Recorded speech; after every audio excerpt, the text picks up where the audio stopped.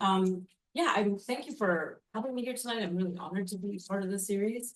And I'm also really honored to be sharing with you about something that's really dear to my heart. It's memoir writing. Actually, a lot of my experiences come from the class that I facilitate at Firefly Creative Writing, which is the life stories class. And so many of the things that I'm going to share with you today come from those experiences. And I think a lot of what I'll talk about is really being in the craft of creating a memoir and figuring out what shape it takes. So I do want to give credit to Chris Fraser because from Firefly Creative Writing, because she's the reason that I have all the experience that I'm sharing with you tonight. It's not even my favorite genre for reading, I have to say, unless it's fictionalized autobiographical fiction. But yet I've been having the privilege of working with writers, and so everything I share is really tidbits from those conversations I've had with writers. I'm really hoping that some of what I share with you tonight opens up this conversation around what we can hold as questions when we're looking at form, because sometimes it feels like a frightening part of memoir writing is like, what form or shape should it take? And there are many reasons why writers can feel that's the form of a memoir, the shape or structures that it takes is intimidating or is an important part and can feel challenging to manage.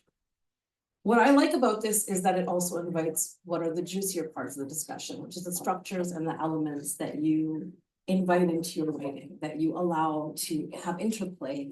Different forms and different structures can be part of memoir. And I think that's so exciting for writers, is to open up to play. I feel like all of us have a memoir or two in us. If we're talking about writing about specific aspects of our life and what we want to share with others, we have plenty to draw on from. And I think form sometimes is important because it allows us to consider the container in which our stories can be shared. So I might be coming at this from two angles. Like, this one part of I share my stories with others, and the other part is I'm writing for me. I'm writing my stories and they're mainly for me. So I think intent in memoir writing is a big part of the conversation on form. So I guess I just want to talk a little bit about the question of when it comes up for a lot of writers. For some of us, and I think this conversation is a lot about people who plan their writing and people who just kind of launch right into their writing and let their writing take them places. And every writer has a different relationship to how they show up on the page. So for some of us, for a lot of memoir writers, the question of where to give form to your stories happens early on, when we're like, I want to write about my life. I need to know what form this is going to take. I'm someone who plans, I'm someone who needs to make notes and think about structure, and I want to know what that's going to look like. And for others, we're pantsers. We like to go with the flow. We like to keep writing on the page, let the stories take the shape that they need to, and we might go back, or we might be in that messy middle of things. And that's when we ask the question, oh, this is becoming very unwieldy. This is becoming larger. What do I do with this? And what shape should it take? So I think that's an important thing, is to recognize what kind of writer are you and what kind of engagement are you having with your stories, where you might be asking a question. So I'm going to put this conversation in two places today, and I hope this will help. This was just my categorization based on what I see of people who come to my memoir in the classes, the Firefly or the one-on-one coaching. I'm going to talk a little bit about two aspects, power and also play, about form. And then I'm going to talk a little bit about fiction as a separate, because I think there's some new and interesting things that are happening there. And I can talk a little bit about that. And then I'll end off with some really powerful examples without giving names or disclosing who, because these were folks who've written with us at Firefly, but just to give you some idea of the ways that memoirs that I've experienced and seen, and what shape and form they've taken. So I hope that feels helpful for today. So the first part is just to kind of clear, we're talking about form. I'm talking about genre, or that's how it's understood, is like, are you writing this as a series or collection of essays? Is it a series of vignettes? Or are you writing this in fiction, so it's like a novel? Or are you writing, some other form, poetry? I've seen folks write memoir in poetry. But I want us to give it a wide berth. I feel the more permission we give ourselves to cajole as well as witness form happening in our stories, the more fun we're gonna have, which is something that I think is so important, is to stay engaged with play and joy when we're thinking of form in memoir. So it goes back to that dance between us and our stories. The way that we envision our writing taking shape on the page and how we want a story to show up. And we think about why we want it to show up that way, but also when the stories come, how they want to be told. And that can sound a little more like Elizabeth Gilbert, and that really is an idea that I've taken from her, but I really feel that very powerfully in memoir, that becoming too rigid can create a lot of stress, and memoir writing can feel sometimes, depending on what you're writing about, can feel like work.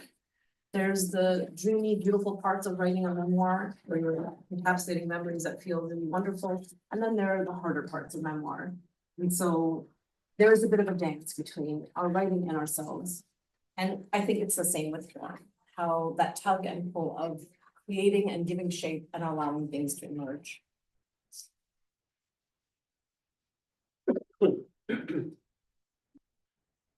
So when I think about power and control in writing, I think about why people write memoir. And oftentimes, the classes that I facilitate at Firefly, there's a therapeutic element to, I just want to write my story. I want to write this part of my story. We also have folks who come and say, I have something to share. I have important knowledge and wisdom to impart, but I want memoir to be the form that I do it in. I want my stories to be an important part of some instruction or lesson that I'm sharing with others. So I think this is where form can be your ally, because really it allows you to cultivate and create something on the page that feels like you have had agency over it. Especially if you're writing about life-changing and life-altering things. I think sometimes writing into those things can be powerfully cathartic, therapeutic, but it can also be difficult and challenging. And form is the one place with writers, when I'm sitting with writers, and talking about what can we do, form becomes a place where it allows some control and containment. You get to choose how you share your story. You get to shape it. Maybe it needs to come out on the page first, but you get to go back and mold it into something that feels good to you on the page, that feels okay to share with others, if that's what you're wanting to do, is to share with others. So I think something about the form that you choose and writing into the form gives you a sense of agency over story. I also think when we're giving shape to our stories, and if we're coming from this perspective of agency, that it also is, like I said, that wonderful container. For some of us, we need a format to write into, so there's also control over how our stories flow. We might start with a format that allows us to produce the stories, and then we might have to remain open to think about, does this change once the stories have come out, once they're all on the page, everything I want to share, once it's here, does it change shape or does it stay the way that it's coming? So I think there's something there about when you're writing into, I'll give an example. Many writers who come into Firefly are often like healthcare professionals, therapists or social workers. And sometimes when they're writing their narratives, they want a sense of control and predictability over their form, because they want it to align with some lesson or some message that they're sharing with their readers. They want their work to have an instructional element. And so having more control and showing more carefully constructed form matters. I'll talk a little bit about play and curiosity now. So because we're dealing with the weight of the meat of the matter really is the things that you're trying to share with people, the stories that you're actually writing. And so where can we be playful? And that is in form. Form allows you to think about, where do you invite curiosity? Where can it be something that you try that's new? So if you're someone who writes in stream of consciousness, is dialogue something that you might think of? When you're sharing, if you're writing in fiction, could you invite some poetry in? So I think play and curiosity and remaining open is such a big, important part of form. I say this because sometimes what I've seen can happen for writers is, if we set ourselves a form to begin with, at some point we can get stuck and feel like the form is no longer serving us. And then we feel so committed, so invested in the form, that we're unable to shift gear and change into something new. So I think being playful and staying curious in our writing allows for us to have a chance to invite playfulness into our writing. Sorry, is it still clear, my voice? Yeah. It just shifted the change a little bit, so Yes. That's about. it's a pace of what I'm sharing okay as well.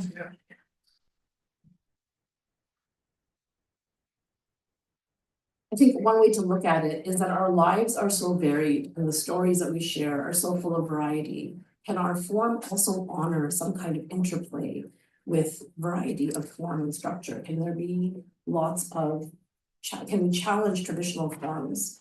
And I think for a lot of us, maybe there are many of you here who read memoir or have read memoirs that are very powerful and transformative or changing for, or life-changing for you, or have been intriguing or interesting. And there's definitely some element of inviting something in that maybe isn't traditional to a genre, a particular genre, but is something new.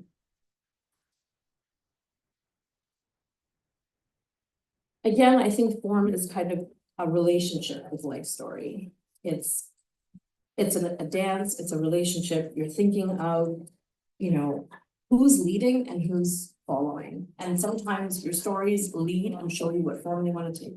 And sometimes you're leading and you're continuing. And this can feel it can be very organic, and it can feel like the challenging part of writing a memoir, because we can't always set that structure so clearly in the start of a project for a memoir. It might be shifting and changing. And I feel like at Firefly, something I've learned is that community support, other writers talking about these things brings a sense of support when memoir can feel overwhelming because of challenges in form. I have a series of questions that I think of with writers when we're thinking about form and structure in writing and what are we trying to invite in. So I'm going to share some of these questions with you, and they might be helpful for you to think of if you are thinking of writing about your stories. So I have, why am I writing this? What is my primary intention and purpose? What elements of form show up in my writing naturally? So what are some things that you don't have to plan, or they just naturally come to you? If you're somebody who's a poet, you might find poetry flows from you when you're writing your memoir. Some examples, some ways of thinking of this question of the forms that show up naturally. Am I finding more poetry in verse, or am I writing like an omniscient narrator who's looking down on my life? Am I talking with someone intimately about my life? And that leads us to that. Who are you speaking to? Are you speaking to yourself? Is this a conversation you're having with your own self that someone is witnessing and that someone is the reader? Or is this a conversation with reader? And I say these questions because I think they're helpful in determining what form works best for you.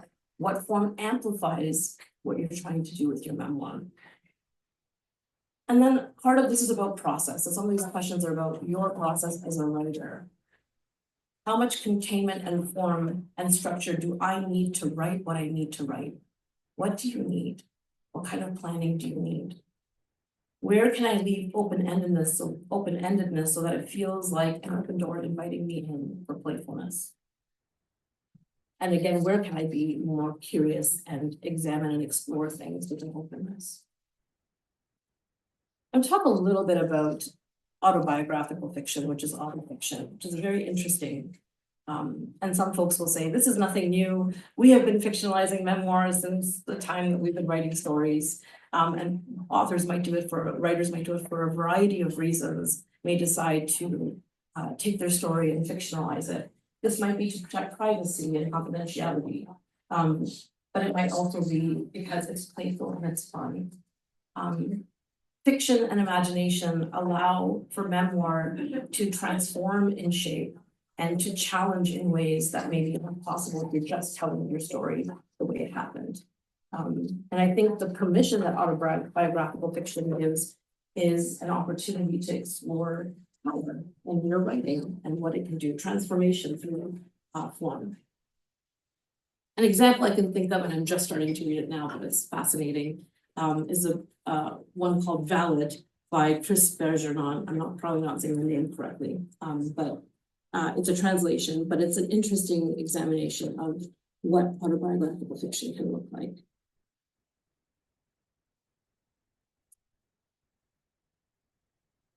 I'm going to give a few examples of what I've seen when I'm working with other writers in terms of of fascinating and new ways. Again, all of my experiences really are with writers in the middle of their craft, like trying to figure out what am I doing here?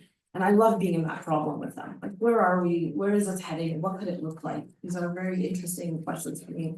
So I find that I've seen entirely poetic works of memoir, which are feats to me. I cannot imagine writing an entire memoir in poetry, but I've seen wonderful works of memoir in poetry.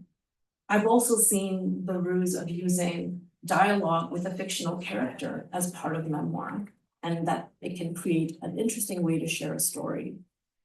This might also have to do with how close and intimate we are with the material we want to share, and maybe how much distance we want to create for the reader from the material. So it really is, again, dependent on intent for what we're writing, why we're writing our memoir, and what for.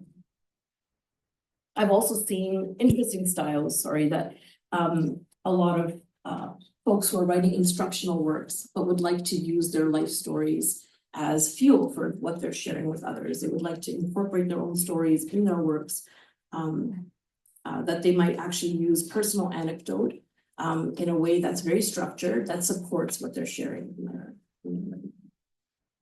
Oftentimes, writers love to do this in all works of writing, but we'll also see writers choosing to incorporate works of other writers into their works, so other authors being incorporated. And there are lots of, if you're making your work public and you're publishing, people face a lot of challenges around that. But I think that's an interesting way, is to invite the voices of other writers when that's possible, to see how it amplifies your own writing. The last few things that I think I'll share are about staying fluid and open with our writing. Our stories have a kind of magic that they want to do, and we can't always know for sure what that's going to look like on the page. Where can we give ourselves permission to be okay with what shows up and work with it, and maybe not be so rigid or formulaic about form? I've seen incredible things happen when we open up that question. Well, could it be something other than you thought when you first started? What could that be? And so I think just being open and fluid is really important. Thank you so much. Wait, it's Q&A now. Does anybody have a question? Questions about writing memoir from the memoir writing expert? I'm sure you all have amazing stories. Yeah.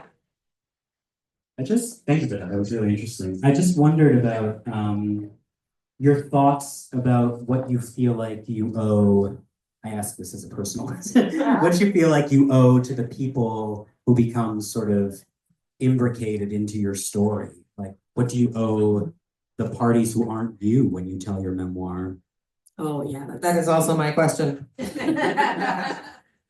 I've seen so many different takes on this. I've seen going full fictionalizing or fictionalizing aspects of your story so that you are avoiding confronting that. And I've seen memoir writers embrace the conflict and find respectful ways to talk about their story that still acknowledges the role of others.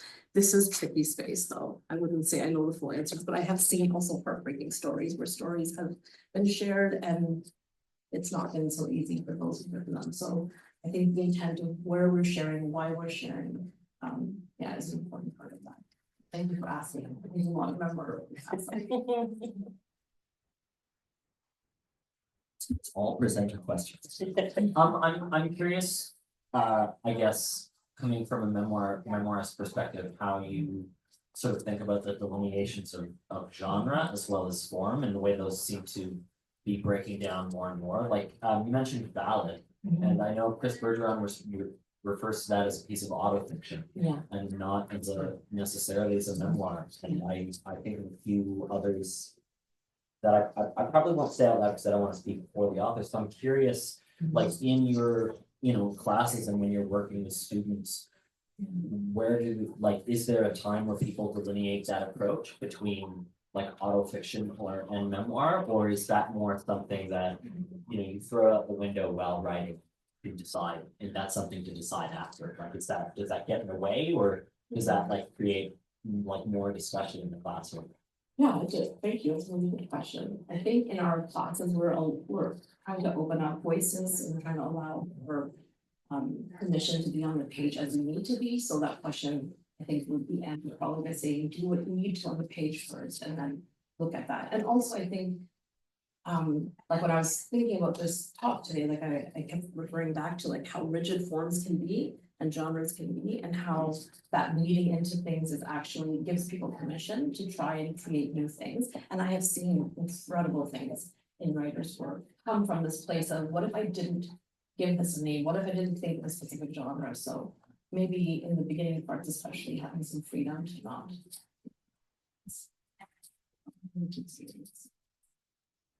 Any other questions from online?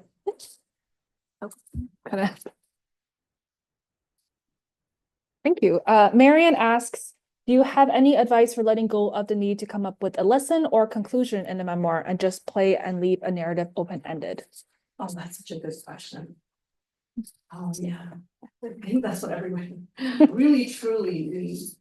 I think that goes back to the heart of the question, like, why are we writing? And when we think about our life story, there's this, I think we all have it. There's some part of humility that kicks in around, like, this is just me and my little life, it's just me and my little story.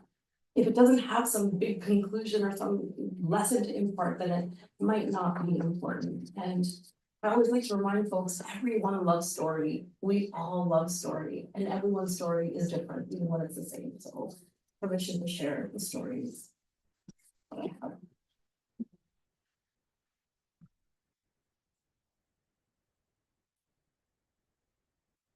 Hello, thank you. I'm thinking about this from an editor's perspective and perhaps getting a little bit more of your perspective as an educator. What can an editor do to support someone in writing a memoir with finding that balance between like the very professional nature that it can be and how personal they want to make it, or they want to personalize approach it. Yeah, I'm just curious about editorial care. Like, I'd love to go on a coffee date with you and talk about that. Feels really big. And I think because I'm on the end of just supporting that spurt of like that initial, I want to write something, I want to do something. I'm so much in that beginning place. I think those kinds of nuances maybe are not in my purview, but I definitely appreciate the question.